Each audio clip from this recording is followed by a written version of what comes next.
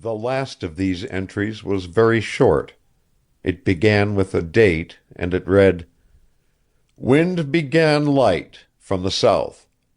This day came into harbor the bark Winona, after a cruise of 3 years, 2 months, and 4 days. Captain Chase reported that my eldest son, Matthew Shore, was killed by the fluke of a right whale, at Christmas Island. The whale yielded 70 barrels of oil. Matthew Shore was second mate." And below, upon a single line, like an epitaph, the words: "All the brothers were valiant." 2 days after, the old man sickened, and 3 weeks later he died. He had set great store by Big Matt. Joel, turning the leaves of the log, and scanning their brief entries, came presently to this, written in the hand of his brother John: "Wind easterly. This day the Betty was reported lost on the Japan grounds, with all hands save the boy and the cook. Noah Shore was third mate. Day ended as it began." And below, again, that single line: "All the brothers were valiant." There followed many pages filled with reports of rich cruises, when ships came home with bursting casks, and the brothers of the House of Shore played the parts of men. The entries were now in the hand of one, now of another: John and Mark and Joel. Joel read phrases here and there: "This day the Martin Wilkes returned. 2 years, 11 months, and 22 days. Died on the cruise, and first mate John Shore became captain. Day ended as it began." And a page or two further on: "Martin Wilkes, 2 years, 2 months, 4 days. Tubs on deck filled with oil, for which there was no more room in the casks.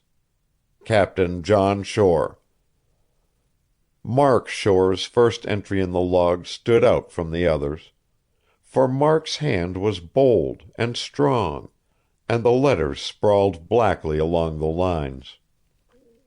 Furthermore, Mark used the personal pronoun, while the other brothers wrote always in the third person.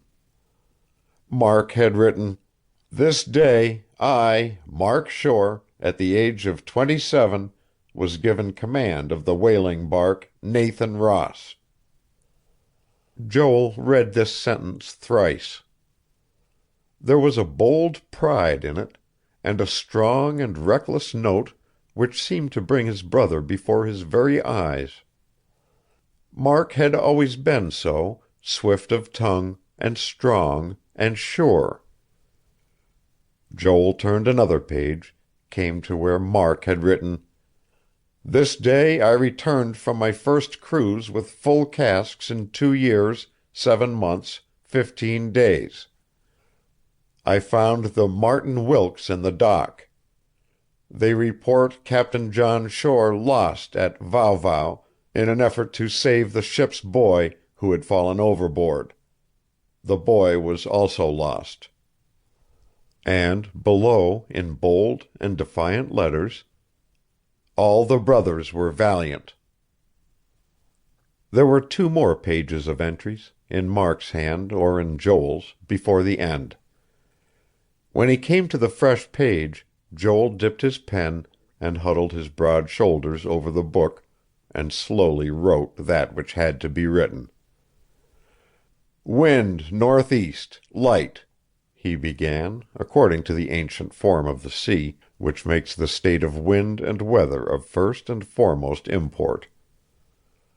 "Wind northeast, light. This day the Martin Wilkes finished a 3-year cruise.